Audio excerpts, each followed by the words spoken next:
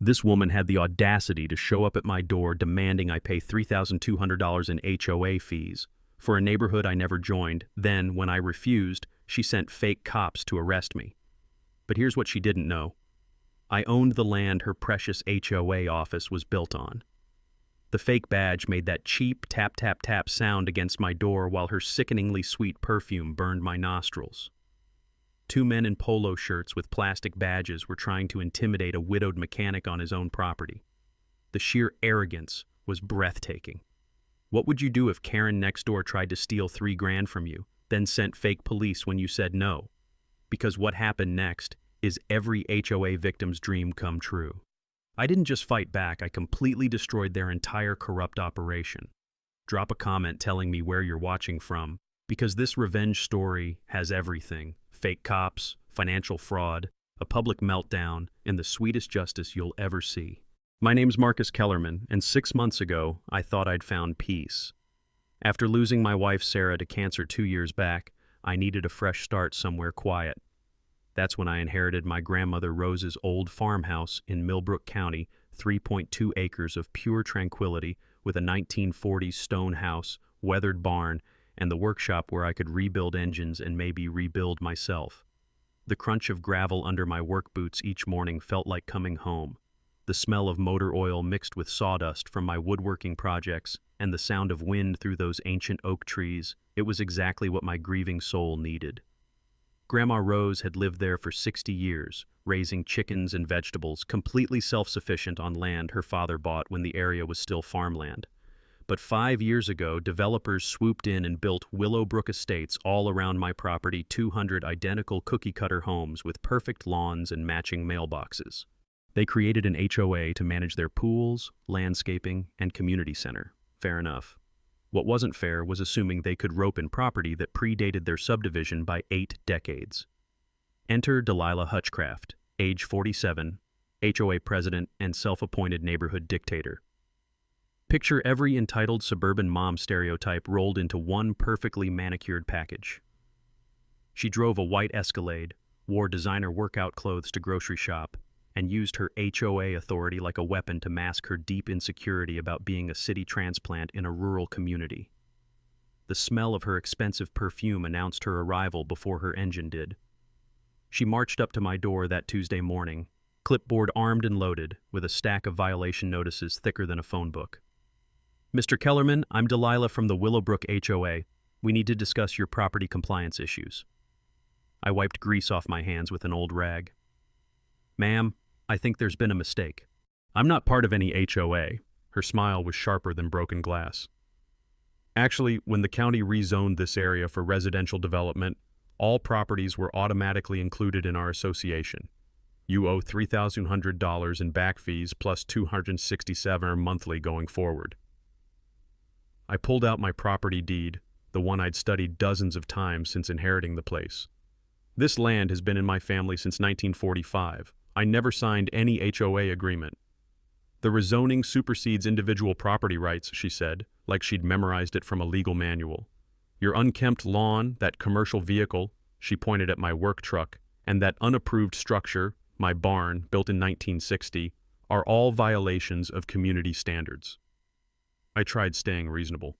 Look, I'll maintain the property better if it's bothering folks, but I'm not paying for services I don't use. I don't need your landscaping crew or your pool maintenance. Her eyes narrowed. We'll see about that. She handed me a fancy legal notice printed on cream-colored paper. You have 30 days to comply, or we'll place a lien on your property.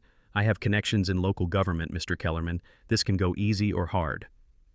That night, I spread all of Grandma's old papers across my kitchen table. Property surveys, tax records, utility easements, and tucked in between them, something interesting. The HOA's incorporation papers had been filed improperly, and according to county records, my property boundaries extended further south than I'd realized. Here's something every property owner should know. Property boundary surveys always trump subdivision plats when there's a legal conflict. Always request an official survey before accepting any HOA's claimed jurisdiction. But I had no idea how deep this rabbit hole would go, or that Delilah's desperation had nothing to do with my lawn and everything to do with covering up the biggest fraud our county had ever seen. 2 days after I refused Delilah's demands, she escalated faster than I expected. I was elbow deep in my neighbor's pickup engine when unfamiliar voices drifted across my driveway, the kind of authoritative tone that makes your stomach drop. 2 men in matching blue polo shirts stood by my mailbox, clipboards ready for battle. The taller one had a gut that screamed mall security, while his skinny partner kept clicking his pen like a nervous tick. Both wore badges hanging from lanyards that looked about as official as a kid's sheriff costume. "Marcus Kellerman," gut guy announced. "County Code Enforcement. We're here about multiple violations on this property." I wiped grease off my hands with a rag, studying their fake badges up close. My late wife had worked for the county assessor's office, so I knew what real government IDs looked like. These weren't even close. "Can I see some official identification?" They exchange that look people give when they realize they're in over their heads. These citations are for operating commercial vehicles in residential zones, unpermitted structures, and noise violations during restricted hours. The paperwork looked professionally printed, I'll give them that. But real county inspectors don't show up unannounced, and they definitely don't care about your HOA disputes. "What department are you with exactly?" "Environmental and Zoning Enforcement," the skinny one mumbled, avoiding eye contact like a teenager caught sneaking out. I memorized their white pickup's license plate while they handed over their fake citations. The acrid smell of diesel exhaust hung in the morning air as they practically burned rubber getting out of my driveway. Either they were late for another inspection, or they realized I wasn't buying their amateur performance. 20 minutes later, I had the county clerk on the phone. "Hi, I just received citations from your environmental and zoning enforcement officers. Could you walk me through the appeal process?"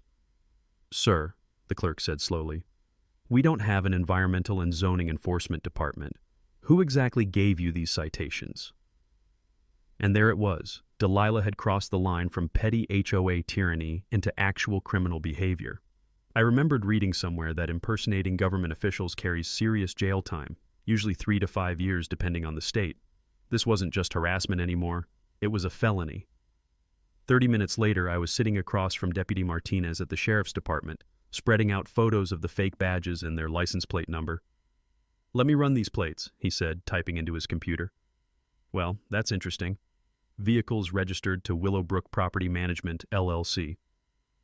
"Same address as the HOA office?" I asked. "Bingo. Mr. Kellerman, this is more serious than typical neighbor disputes. I'd strongly recommend security cameras. People desperate enough to impersonate officers tend to escalate their tactics." My wife used to say I was paranoid about home security, but 2 years of living alone had taught me the value of being prepared. I spent the next morning installing a 4-camera system driveway, workshop, front porch, and back gate. The cloud storage would automatically save everything, so even if someone destroyed the cameras, the evidence would survive. Sarah would have been proud of my technical skills. While I was mounting the last camera, Delilah launched her neighborhood smear campaign. My phone started buzzing with next-door notifications about an emergency community meeting to discuss problematic property owner behavior and protecting our investments from declining property values.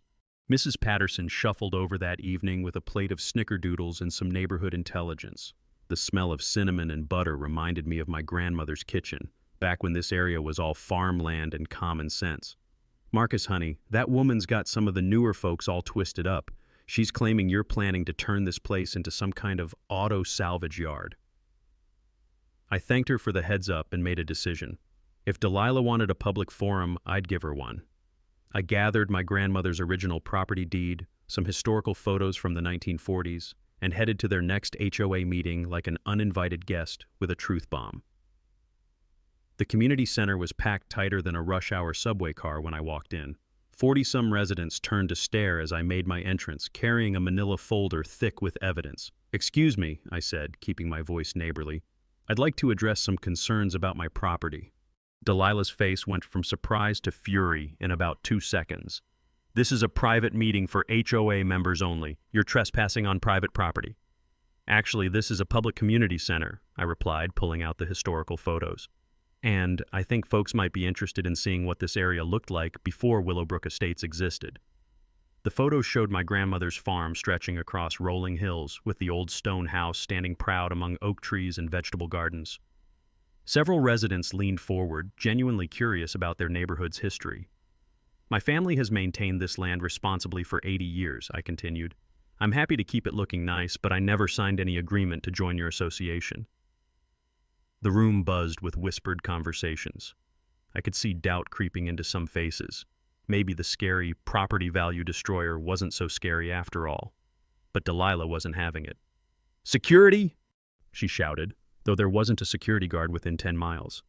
"I want this man removed for harassment and intimidation." 3 uncomfortable-looking residents approached me like they were defusing a bomb.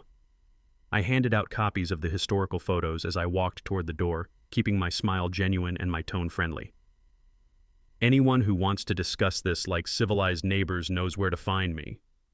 That night, Delilah filed a harassment complaint with the real police, claiming I'd disrupted a private meeting and made threatening statements.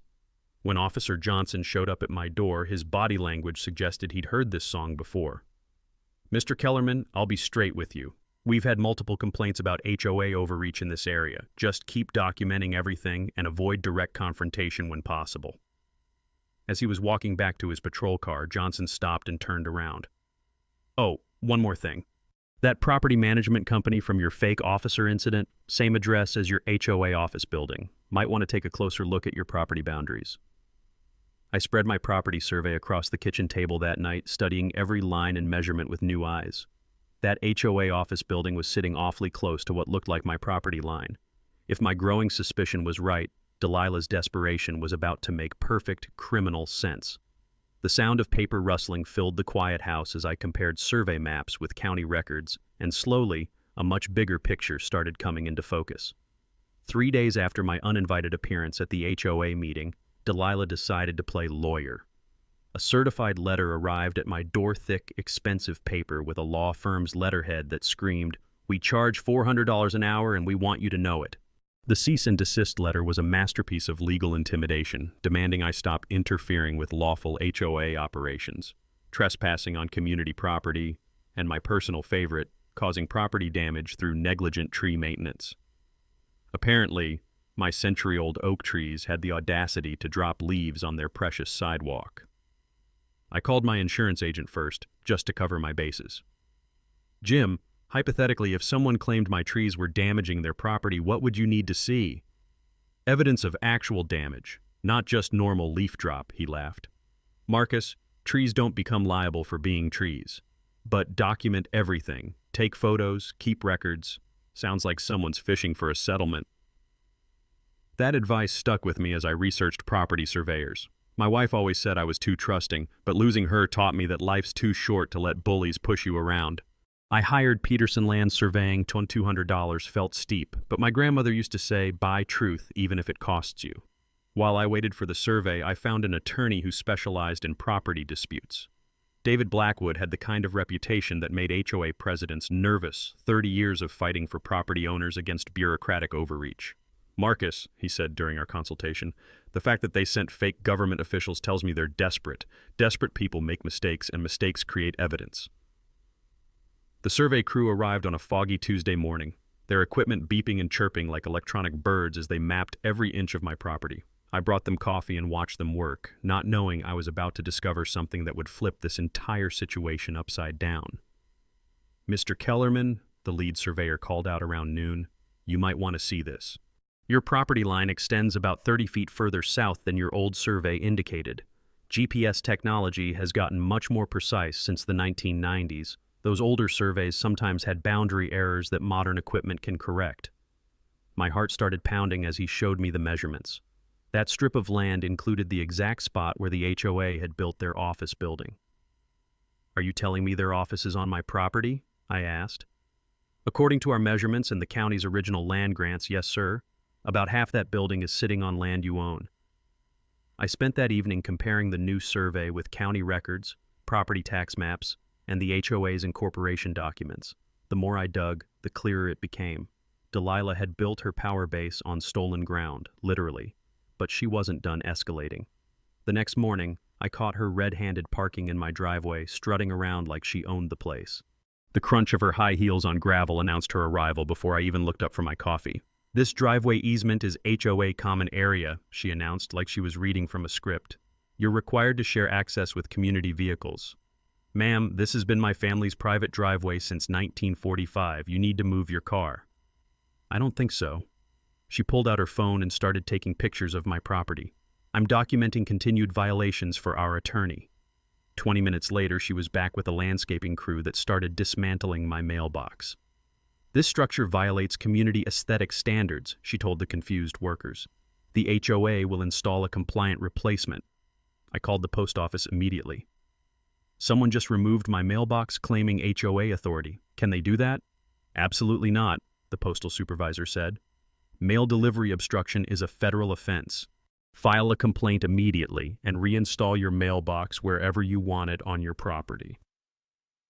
That afternoon, I drove to Home Depot and bought the biggest, most beautiful mailbox they had, solid cast iron with Kellerman 1945 engraved on the side.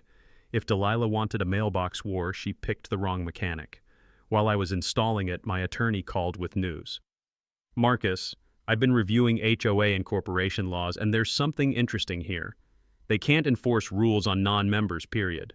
But if their office building is actually on your land, they've been trespassing for years.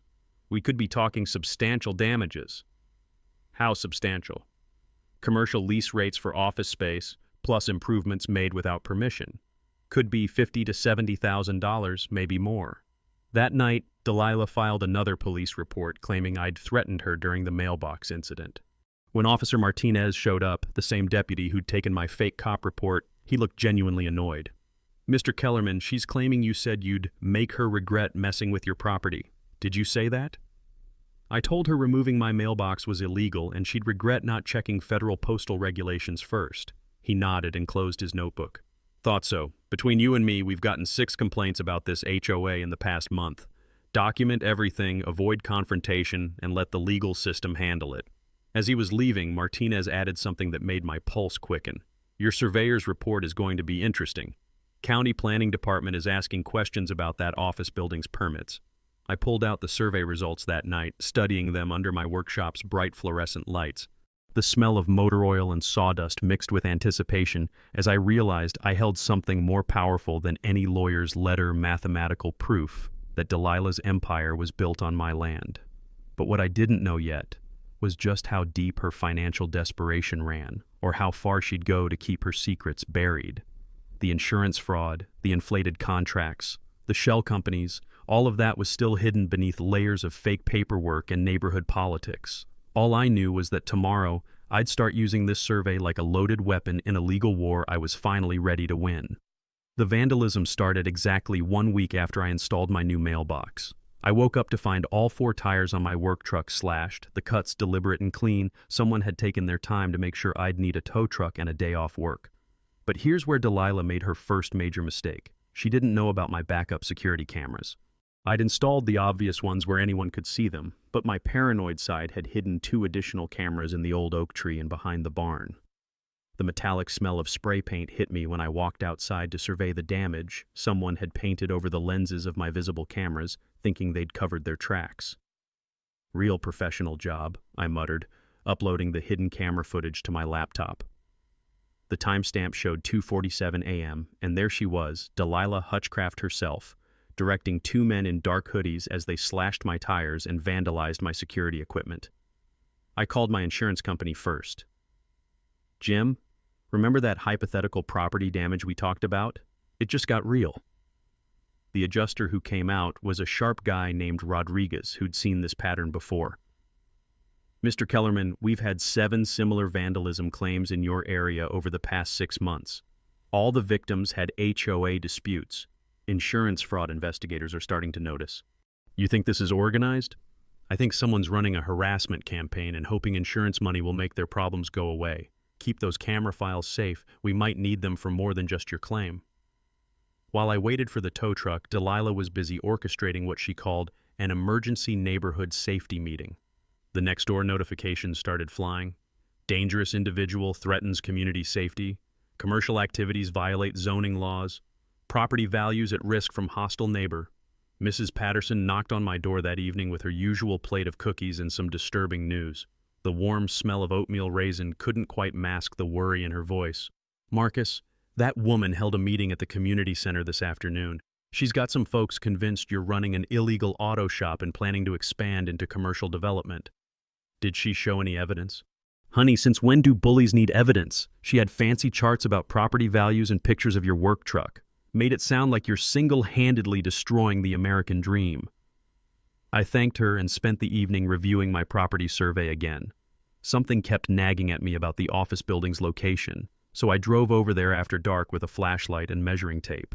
The building sat on what was clearly my land according to the survey, but there was more. County records showed it had been built without proper permits, and the property tax records were a complete mess. Someone had been very sloppy with their paperwork, or very confident they'd never get caught. My research session was interrupted by my phone ringing. Mr. Kellerman, this is Detective Williams with the County Fraud Unit. We understand you've been having some issues with fake law enforcement officers. That's right, I filed a report with Deputy Martinez. We'd like to talk with you tomorrow. Seems your HOA has been busy with more than just fake badges. Can you come in around 10? The next morning brought another surprise. My power was mysteriously shut off. According to the utility company, I had unpaid bills dating back 3 months, despite my account being current and automated payments coming out of my checking account. Sir, we show complaint calls from neighbors about illegal electrical connections and safety violations. Someone requested an immediate disconnect pending investigation. I pulled up my bank statements on my phone. I can prove every payment. Someone's filing false complaints. It took 4 hours and 3 supervisor calls to restore my power, but the pattern was becoming crystal clear. Delilah wasn't just fighting for $3,000 in HOA fees, she was trying to force me out through systematic harassment. At the fraud unit office, Detective Williams spread out a file thicker than a phone book. Mr. Kellerman, your HOA complaint started something bigger. We've been investigating Willowbrook Property Management for suspected insurance fraud, and your evidence fits a pattern we've been tracking. What kind of pattern? Organized harassment campaigns designed to force out property owners, then filing fraudulent insurance claims for the damage they caused themselves. Your hidden camera footage shows the same individuals we've seen in other cases. The detective showed me photos from 5 other properties. All had experienced similar vandalism, utility harassment, and fake government inspections.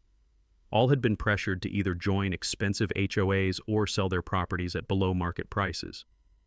The good news is you're not alone. The bad news is this is organized crime masquerading as neighborhood governance. That afternoon, I got a call from Jake Morrison, the HOA treasurer. His voice was shaky, like a man who'd discovered something he wished he hadn't. Marcus, I need to talk to you privately. Not about taking sides or anything, just there are some financial things that don't add up. Can we meet somewhere neutral? We met at the diner on Highway 9, away from neighborhood eyes and ears. Jake looked like he hadn't slept in days, constantly checking over his shoulder while he talked. I've been the treasurer for 2 years and I always wondered about some of these expenses. $50,000 for landscape improvements that I never saw happen. $30,000 for legal consultation on cases that never went to court. He slid a manila envelope across the table. I made copies before Delilah could stop me. Marcus, I think she's been stealing from every family in this neighborhood. The bank statements inside told a story of systematic theft payments to shell companies, inflated contracts with family members, and cash withdrawals that disappeared into Delilah's personal accounts. We were talking about nearly $200,000 over 3 years. Jake, why are you showing me this? Because I have kids in this neighborhood. I moved here to get away from big city corruption, not to enable it. He paused, stirring his coffee nervously. And because I figured out something else. That office building where she holds all these meetings. I looked up the property records. It's not sitting on HOA land. It's on my land. Every meeting, every decision, every contract signed in that building legally questionable if it's on stolen property. Marcus, you don't just have a harassment case. You're sitting on evidence that could shut down the entire operation. Driving home that evening, I realized this had grown beyond a simple property dispute. Delilah wasn't just a petty neighborhood tyrant. She was a criminal who'd built an empire on fraud, theft, and intimidation. And now I had the evidence to bring it all crashing down. The sound of gravel crunching under my tires felt different as I pulled into my driveway. This wasn't just my grandmother's land anymore. It was ground zero in a war between justice and corruption, and I was about to choose which side would win. The boxes of evidence Jake had smuggled out of the HOA office covered my entire kitchen table like pieces of a financial puzzle. My attorney, David Blackwood, sat across from me, his reading glasses reflecting the glow of spreadsheets that told a story of systematic theft spanning 3 years. "Marcus, this is bigger than we thought," he said, flipping through bank statements. "Shell company payments, inflated contracts, mysterious cash withdrawals. We're looking at nearly $180,000 in fraudulent expenditures." But the real bombshell came when we traced the office building's ownership through layers of legal paperwork. Delilah hadn't just built the HOA office on my land without permission. She personally owned the building through an LLC called Community Management Solutions. "Let me get this straight," I said, feeling my blood pressure rise. "She built a building on my property, then charges the HOA $4,200 a month to rent space in a building she owns, using money stolen from homeowners' fees? It gets worse. Look at these property tax records." David spread out county documents across my grandmother's old oak table. "The office building parcel was never legally separated from your property. She's been avoiding thousands in annual property taxes by letting you pay them on the full 3.2 acres. The sound of papers shuffling mixed with my growing anger as the scope of Delilah's fraud became clear. This wasn't just about HOA overreach. She'd created an elaborate financial scam using stolen land as her foundation. "Here's the smoking gun," David continued, pointing to a series of payments. "Landscaping contracts with her brother-in-law's company, security services from her nephew's business, and legal fees to a firm that doesn't exist. Every vendor getting inflated contracts is connected to her family." I walked to my kitchen window and stared out at the HOA office building, its brick facade gleaming in the afternoon sun. That building represented everything wrong with unchecked authority, corruption dressed up as community service, theft masquerading as neighborhood improvement. "David, if I can prove ownership of that land, what happens to all the contracts and decisions made in that building?" "Legally questionable at best. You could argue that any HOA business conducted on illegally occupied property lacks validity. But more importantly, if we calculate commercial lease rates for office space over 3 years, plus improvements made without permission, we're talking about substantial damages." My phone buzzed with a text from Detective Williams. "County auditor wants to meet. Property tax irregularities flagged in system. Tomorrow 2 p.m. The meeting at the county auditor's office felt like stepping into the final act of a long-running drama. Auditor Patricia Paulson had spreadsheets, maps, and tax records spread across a conference table that could have seated a board of directors. "Mr. Kellerman, we've been reviewing property tax assessments in your area, and there are significant discrepancies. You've been paying taxes on 3.2 acres, including the parcel where the HOA office sits, but county records show no legal subdivision of that land.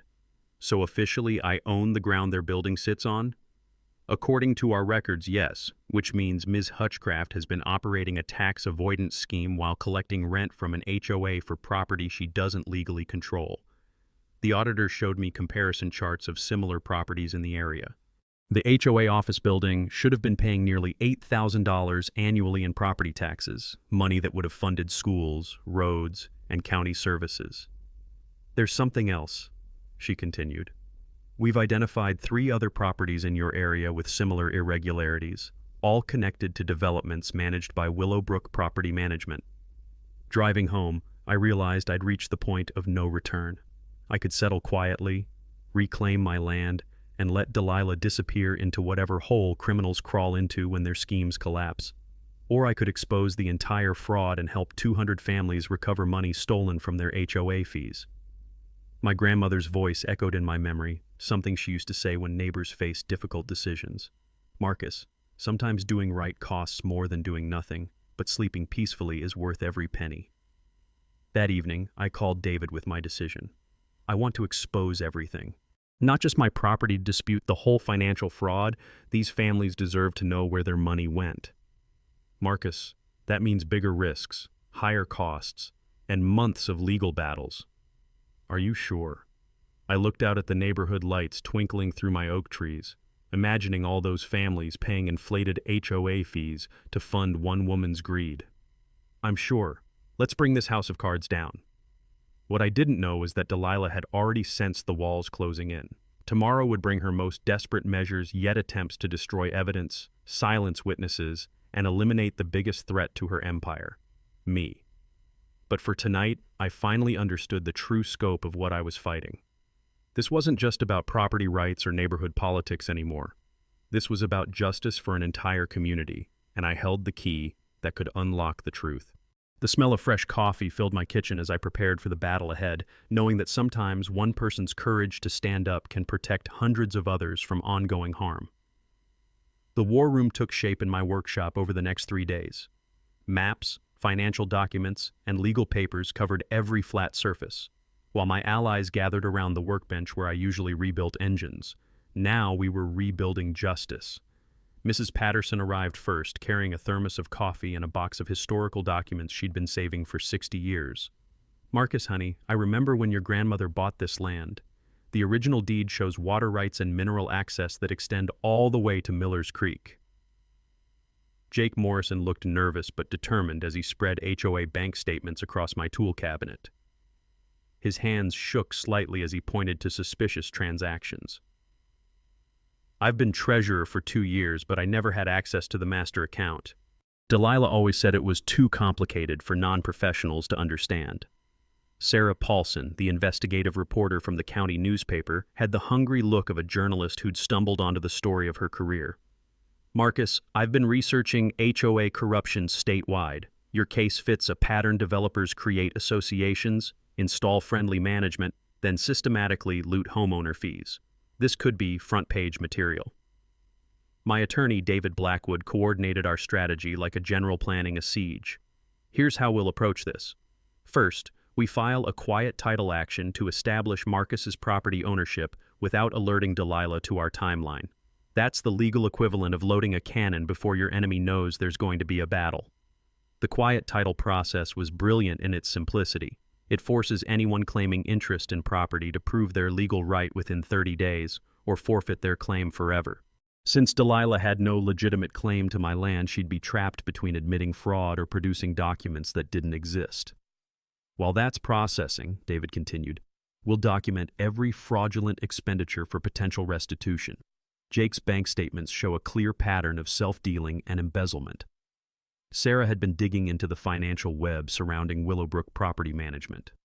"I found shell companies registered to Delilah's maiden name, her husband's business partners, even her adult son. They've been cycling money through fake vendors to hide the theft." The smell of fresh printer ink filled my workshop as we organized evidence packets. Every suspicious transaction, every inflated contract, every fake vendor payment, all documented with bank records Jake had courageously copied before Delilah could destroy them. Mrs. Patterson proved invaluable for historical context. "That office building sits on what used to be your grandmother's vegetable garden. Rose grew the best tomatoes in 3 counties right where Delilah parks her Escalade." "Can you testify to that in court?" David asked. "Honey, I'm 78 years old and I've got nothing left to lose. That woman has terrorized this neighborhood long enough." Our investigation revealed the insurance angle Jake had hinted at. Delilah had been filing fraudulent claims for damage to HOA property, collecting settlement money, then pocketing the funds without making repairs. The total approached $45,000 over 2 years. "Insurance fraud is a federal crime," David noted. "If we can prove she orchestrated the vandalism to create claims, she's looking at serious prison time." Sarah coordinated our media strategy. "I'll time the article for maximum impact day after your confrontation at the HOA meeting. Social media buzz will build pressure on law enforcement and county officials to act quickly." We scheduled everything like a military operation. Legal filings would create a 30-day countdown, forcing Delilah into a corner. The HOA meeting in 2 weeks would serve as our public forum, with Sarah attending as press and Detective Williams monitoring from the audience. "We need to prepare for her counterattacks," I warned. "She's already escalated to vandalism and fake cops. Desperate people do dangerous things." David had anticipated this. "We've briefed the sheriff's department on potential witness intimidation. Any threats or harassment get documented immediately and reported to Detective Williams." The forensic accounting piece came together when David brought in Rebecca Torres, a financial investigator who specialized in HOA fraud cases. "Marcus, I've seen this pattern in 12 other cases. Shell companies, inflated contracts, fake vendors. It's like they're following a playbook. How much are we talking about in total damages?" "Conservatively, $200,000 in stolen fees, plus commercial lease damages for using your property without permission. If homeowners file a class action, they could recover most of their losses." Jake's moral courage impressed everyone. Despite facing potential retaliation, he'd committed to testifying about financial irregularities. My kids live in this neighborhood. I can't let them grow up thinking corruption is normal. We prepared backup plans for every scenario. If Delilah fled before the confrontation, we'd already filed asset freeze orders. If she tried to destroy more evidence, we'd secured copies with multiple attorneys. If neighbors turned hostile, media coverage would protect us through public accountability. The psychological preparation was crucial. She'll try every manipulation tactic in the book, Sarah warned. Personal attacks, playing the victim, claiming you're the real criminal. Stay focused on facts and let the evidence speak. Mrs. Patterson had the best advice. Marcus, your grandmother used to say that bullies count on good people staying quiet. The only thing necessary for evil to triumph is for good people to do nothing. Our final strategy session took place on a Sunday evening, with pizza boxes and legal documents competing for space on my workbench. The sound of papers organizing mixed with determined voices as we reviewed our timeline one last time.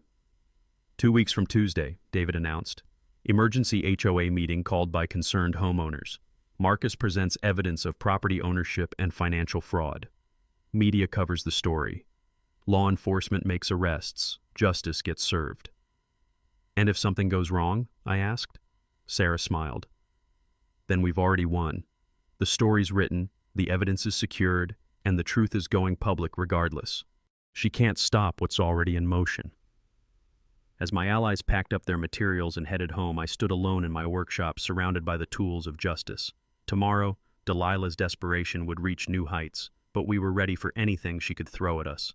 The smell of motor oil and determination filled the air as I prepared for the final phase of this battle. 2 weeks of careful execution leading to one explosive confrontation that would change our neighborhood forever. Delilah's desperation hit like a Category 5 hurricane the morning after our strategy meeting. I woke up to find a certified letter from Henderson and Associates Legal Services. Except when I Googled the address, it led to a Mailboxes Plus store in the next county over. The fake legal threat was almost comical. Immediate cessation of harassment activities, defamation of character, and interference with legitimate business operations. It demanded I stop spreading false information and intimidating community leaders or face a lawsuit for damages exceeding $500,000. My attorney David laughed when I forwarded him the letter. Marcus, this is what desperation looks like in legal form. Henderson and Associates doesn't exist. The letterhead is a Microsoft Word template, and the legal terminology is gibberish. She's flailing. But Delilah's next move showed she'd learned something from our hidden camera incident. At 3 a.m., my security system captured her and 2 accomplices approaching my property this time, wearing ski masks and carrying what looked like landscaping tools. They weren't here to vandalize. They were planting evidence. The sound of metal scraping against concrete woke me as they buried something near my workshop's foundation. By the time I grabbed my flashlight and got outside, they'd vanished, but my cameras had caught everything. A dawn excavation revealed what they'd planted. Bags of chemicals with labels suggesting illegal dumping. Professional frame job, Detective Williams observed when he arrived that morning. Environmental violations would give them grounds for emergency property seizure.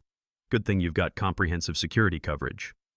The detective's presence seemed to rattle Delilah more than anything we'd done so far. When he knocked on her door to ask about the 3 a.m. activities captured on camera, neighbors reported hearing raised voices and slamming doors from inside her house. Mr. Kellerman, she's lawyer shopping, Williams informed me later.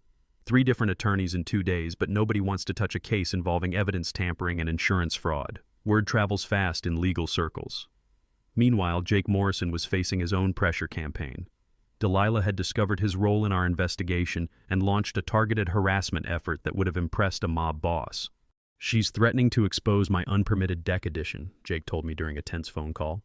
Says she'll report me to county code enforcement and my homeowner's insurance company. Marcus, that deck repair could cost me $15,000 I don't have. Jake, we'll help you handle the permit issues legitimately once this is over. Don't let her blackmail you into silence. But Delilah's most brazen move came that Thursday afternoon.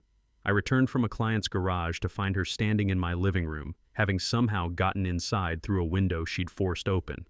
We need to talk, she said, like breaking and entering was a normal negotiation tactic. This situation has gotten out of hand for both of us. Ma'am, you're trespassing. You need to leave immediately.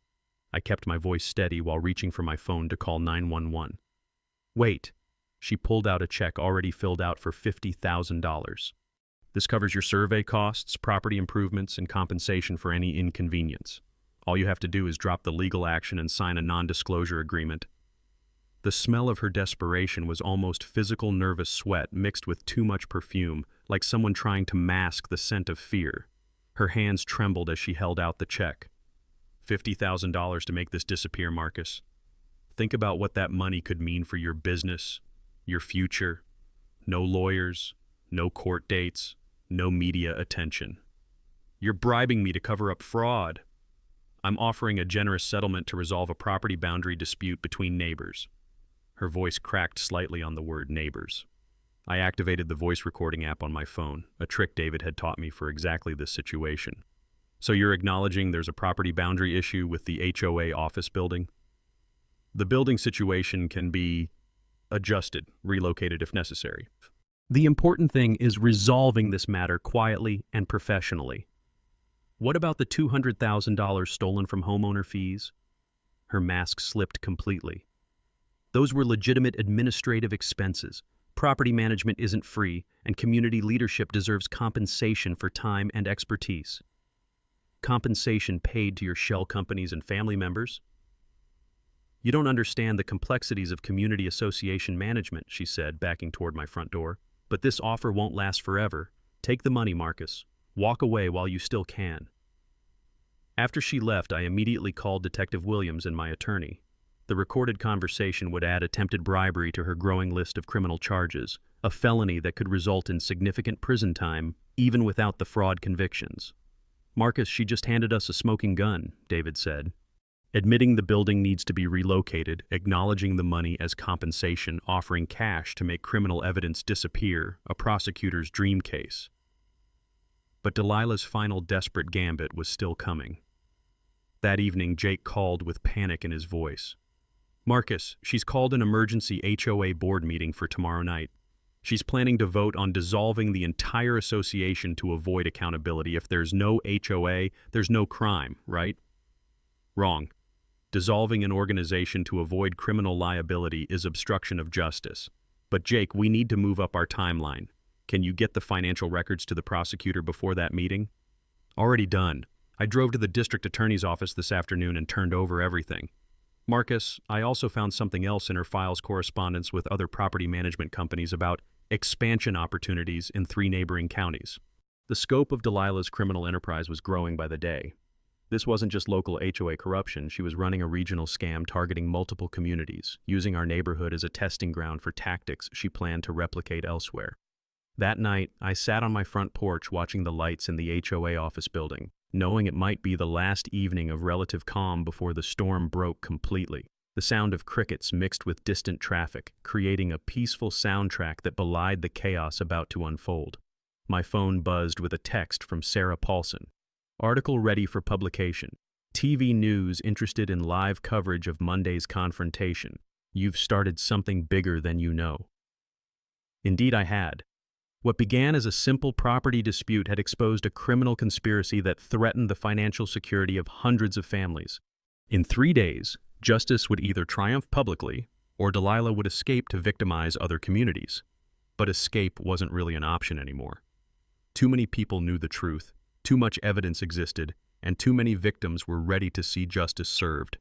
The only question remaining was whether Delilah would surrender gracefully or go down fighting like a cornered animal.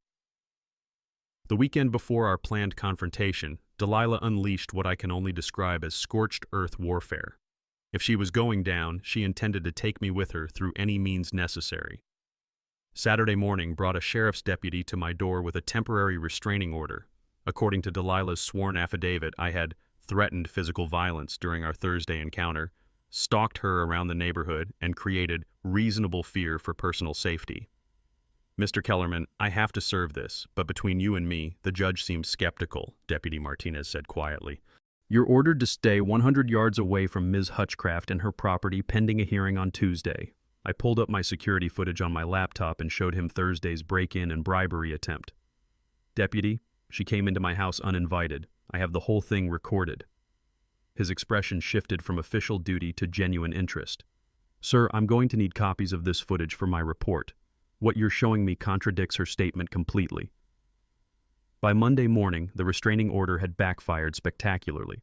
Judge Patricia Morrison reviewed the security footage during an emergency hearing and not only dismissed Delilah's petition, but sanctioned her for filing false documents with the court. "Ms. Hutchcraft," the judge said sternly, "attempting to misuse the restraining order process to silence someone with legitimate property claims is a serious abuse of court resources. You'll pay Mr. Kellerman's attorney fees for this frivolous filing." But Delilah's desperation had only begun. That afternoon, County Business Licensing showed up at my workshop claiming I was operating an unlicensed commercial automotive facility in violation of residential zoning laws. The inspector was legitimate this time, unlike her previous fake enforcement attempts. But when I showed him my business license and explained that I only worked on neighbors' vehicles as favors, he looked confused.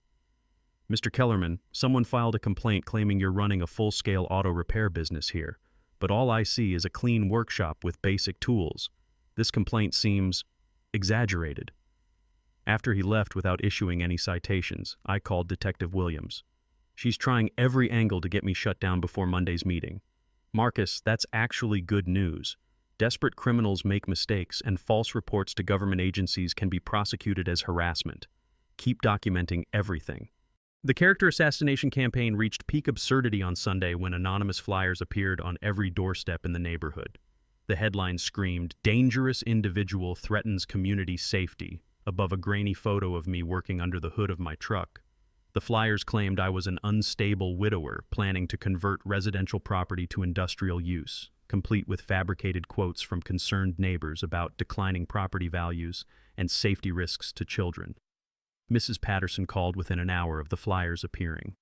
"Marcus, honey, this is backfiring on her worse than she realizes. 3 neighbors have already stopped by to ask if you're okay and whether they can help. People aren't as stupid as she thinks." Indeed, the propaganda campaign seemed to be generating sympathy rather than fear. Jake Morrison reported that several homeowners had approached him asking questions about HOA finances after reading the flyers.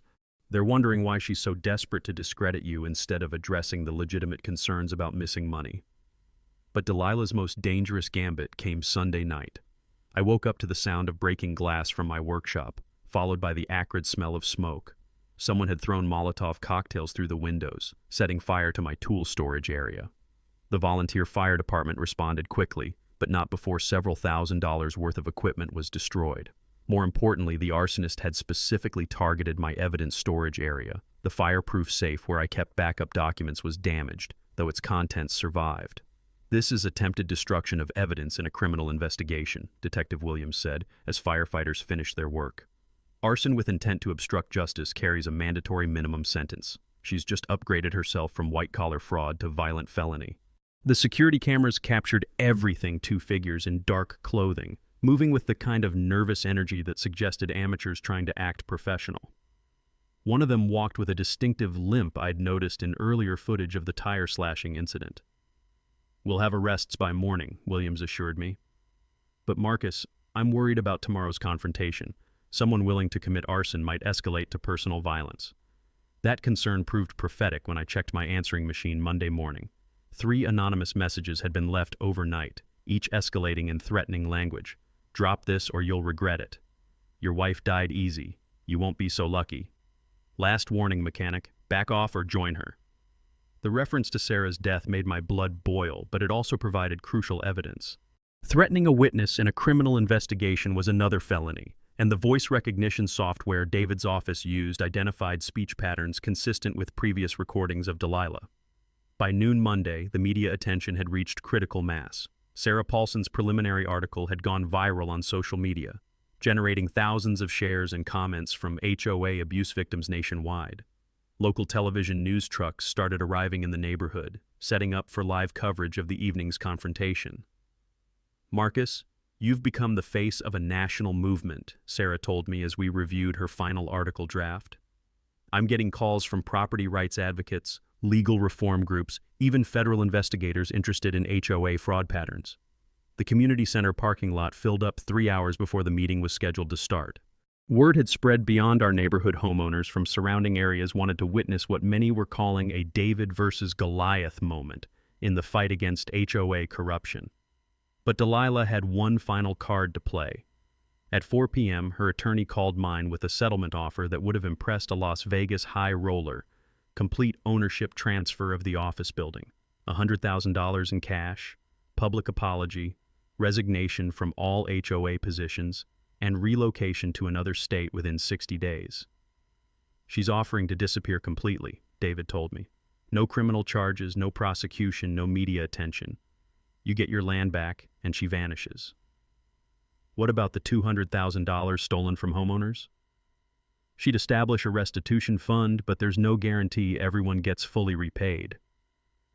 I thought about my grandmother's advice regarding difficult decisions, but this time the answer came easily. David, those families deserve justice, not just partial restitution from someone fleeing prosecution. We're going public tonight. As evening approached, I realized that Delilah's escalating desperation had actually strengthened our case beyond anything we could have planned. Every false report, every threatening message, every attempt to silence or intimidate us had created additional evidence of criminal behavior. The smell of determination mixed with nervous sweat as I prepared for the most important confrontation of my life. In 2 hours, I would face down a criminal in front of cameras, reporters, and an entire community that deserved to know the truth about where their money had gone. Win or lose, tonight would end Delilah's reign of financial terror forever. The community center had never seen anything like it. By 6:30 p.m., more than 300 people packed into a space designed for 150, with overflow crowds gathering outside around speakers Sarah Paulson had arranged. The squeaking of metal folding chairs mixed with nervous chatter as neighbors who'd barely spoken before found themselves united by curiosity and outrage. Sarah positioned herself near the front with a photographer, live streaming to her newspaper's social media accounts. The viewer count climbed steadily. 500, 200, 3,800 people watching online as our small-town drama attracted national attention. County Commissioner Williams sat in the third row, notepad ready, while Detective Martinez lingered near the back exit in plain clothes. My attorney, David Blackwood, arranged evidence boxes on the front table like ammunition for a legal war. Mrs. Patterson arrived wearing her best church dress and carrying a folder of historical documents. "Marcus, honey, I've been waiting 78 years to see justice like this. Let's give 'em a show." Delilah entered at exactly 7 p.m., flanked by the 3 remaining loyal board members who hadn't resigned in disgust. She wore a navy business suit that probably cost more than most people's car payments, but her usual confident swagger had been replaced by something that looked suspiciously like barely controlled panic. "This meeting will address routine HOA business only," she announced, her voice echoing through the packed room. "We have no time for outside agitation or personal grievances from non-members." A murmur of discontent rippled through the crowd. Jake Morrison stood up from the middle section, his treasurer's notebook in hand. "Point of order, Madam President. State law requires that homeowner concerns be addressed in public meetings regardless of membership status." "Mr. Morrison, you're out of order." "Actually, Ms. Hutchcraft, you're out of order," called out a voice from the back. Commissioner Williams rose from his seat. "As an elected county official, I'm here to observe proper procedure and ensure transparent governance. Please continue, Mr. Morrison." Delilah's face flushed red, but she couldn't eject a county commissioner from a public meeting. "Fine. We'll allow limited public comment, but I reserve the right to maintain order." I stood up slowly, feeling the weight of 300 pairs of eyes as conversations died to whispers. The smell of nervous sweat and cheap coffee filled the stifling room as I walked to the front, carrying the surveyor's report that would change everything. "Neighbors, my name is Marcus Kellerman. Some of you know me as the mechanic who's been causing trouble about HOA fees. Tonight, I want to show you exactly what kind of trouble we're really dealing with." I unfolded the property survey and held it up for everyone to see. This is an official county survey of my grandmother's property conducted 3 weeks ago using GPS technology. According to this survey and county land records, the HOA office building behind me is constructed on land that my family has owned since 1945. The room exploded in surprised chatter. Delilah shot to her feet. "That's a fabricated document designed to disrupt legitimate community governance." "Ma'am, this survey was conducted by Peterson Land Surveying and certified by the county auditor's office," I replied calmly. "But the illegal office location is just the beginning of what you folks need to know about where your HOA fees have been going." I nodded to Jake, who began distributing copies of the financial evidence we'd prepared. Over the past 3 years, nearly $180,000 in homeowner fees have been diverted to shell companies owned by Ms. Hutchcraft and her family members. The rustling of paper filled the room as people examined bank statements showing payments to fake vendors, inflated contracts, and mysterious cash withdrawals. Gasps and angry mutters started building as the scope of the theft became clear. "This is slander!" Delilah screamed, abandoning any pretense of parliamentary procedure. "I've dedicated my life to improving this community, and I won't stand here and be attacked by a bitter widower with delusions of grandeur." The widow comment was her fatal mistake. Mrs. Patterson stood up with the righteous fury of someone who'd seen enough injustice for one lifetime. "Delilah Hutchcraft, you should be ashamed of yourself. That man lost his wife to cancer and came here looking for peace. Instead, you've terrorized him, stolen from his neighbors, and turned this community into your personal piggy bank." The applause was thunderous. Even some of Delilah's former supporters were clapping as the elderly woman continued her passionate defense. "I've lived in this area for 78 years, and I remember when the Kellerman family bought that property. Marcus owns every square inch of the land that building sits on, and you've been trespassing for 3 years while stealing money from hardworking families." But I wasn't finished. I pulled out my phone and activated the speaker function. "Neighbors, I want you to hear something recorded in my living room last Thursday." Delilah's voice filled the room through the speaker. $50,000 to make this disappear, Marcus. Think about what that money could mean for your business, your future. Then my voice. "So, you're acknowledging there's a property boundary issue with the HOA office building?" Her recorded response, "The building situation can be adjusted, relocated if necessary." The room fell silent as the implications hit home. Delilah had just admitted, in her own voice, that the office building was illegally located, and she was willing to pay bribes to cover it up. "Ladies and gentlemen," I announced, "that's the voice of your HOA president attempting to bribe a crime victim to conceal evidence of fraud and theft." Detective Martinez stepped forward from the back of the room, his badge now visible on his belt. "Delilah Hutchcraft, you're under arrest for fraud, embezzlement, bribery, and obstruction of justice." The crowd watched in stunned silence as he read her Miranda rights. The metallic click of handcuffs echoed through the community center as 3 years of criminal behavior finally caught up with the woman who'd terrorized our neighborhood. "You have the right to remain silent. Anything you say can and will be used against you in a court of law." As Detective Martinez escorted Delilah toward the exit, she finally broke down completely.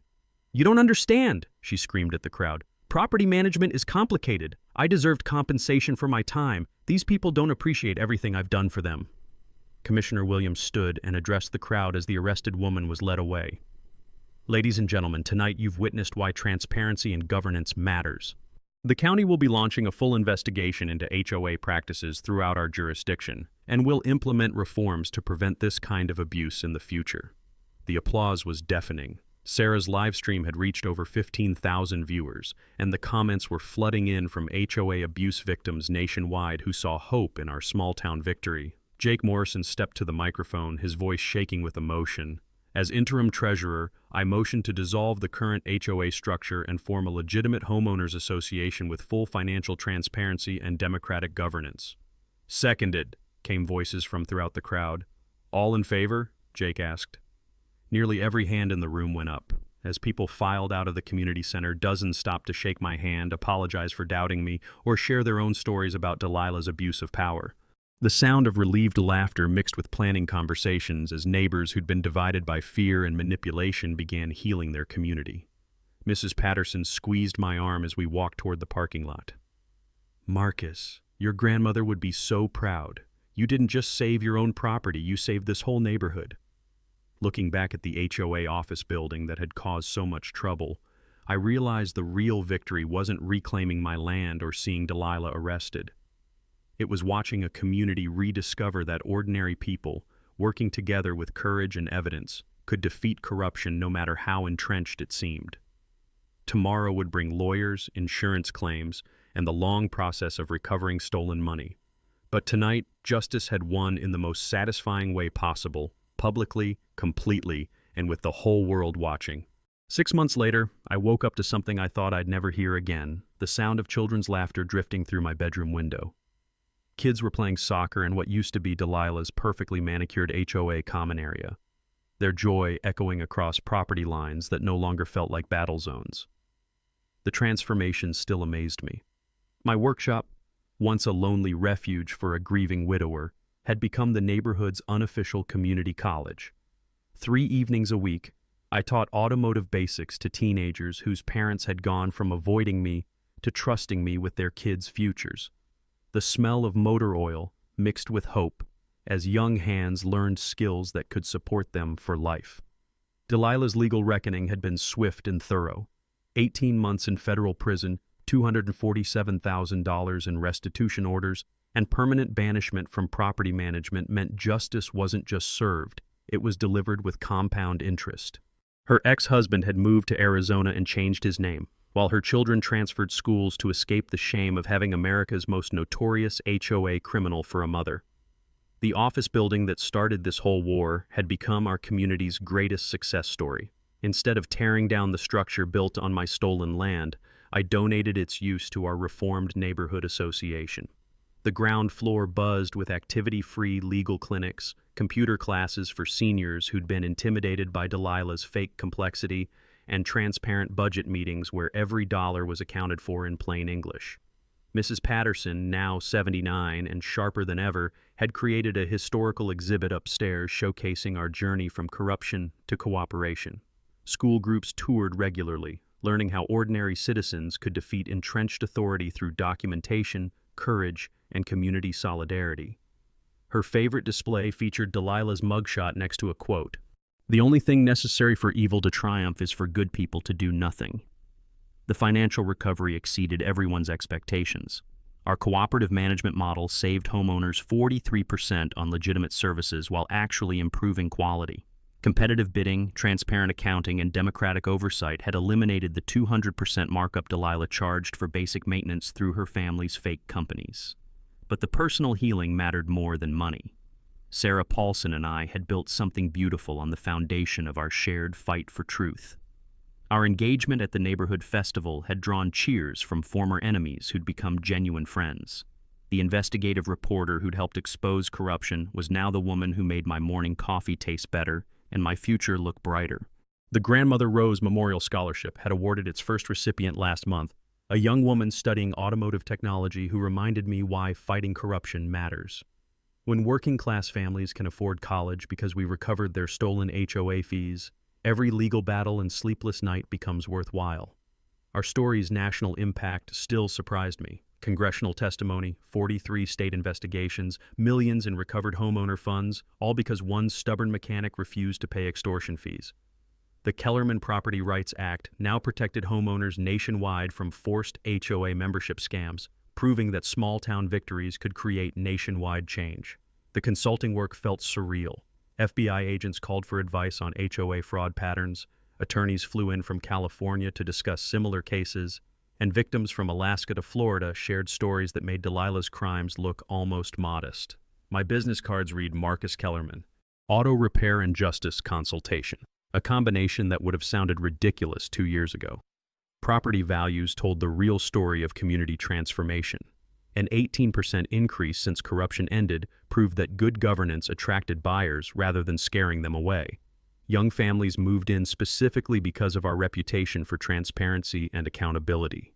Fear had been replaced by the kind of mutual support that turns houses into homes and neighbors into family.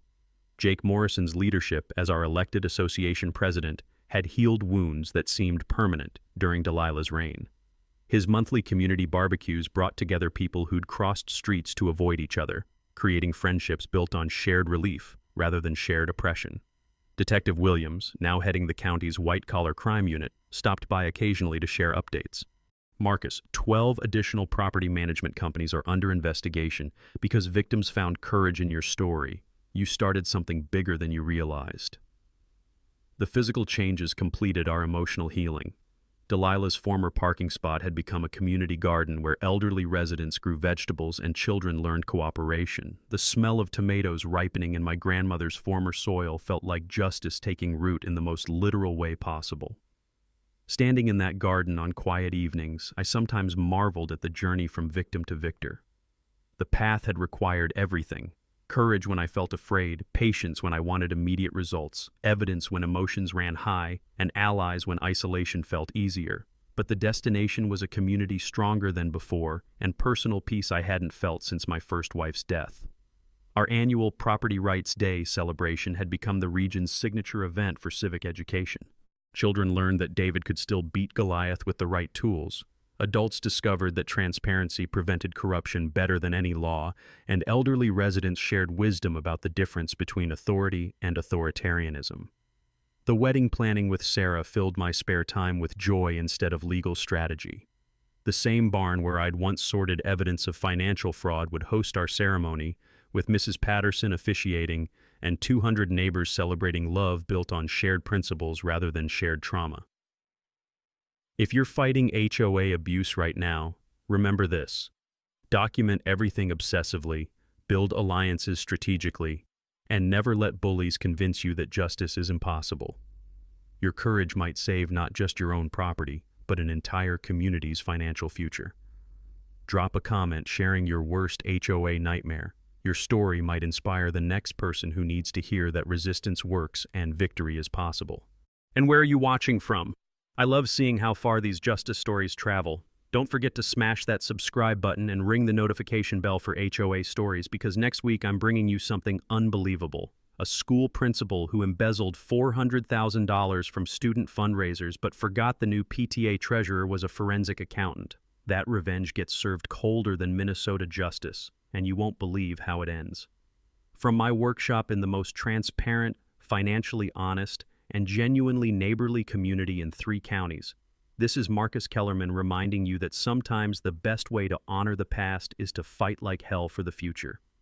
The sound of laughter and learning continues as another generation discovers that fixing engines and fixing corruption require the same essential tools: patience, precision, and the unshakable belief that with enough work, everything broken can run smoothly again. You've been watching HOA Stories, where entitled Karens get a reality check. If this episode gave you secondhand rage or satisfaction, hit that like, leave your take in the comments, and subscribe so you're the first in line for more weekly HOA chaos.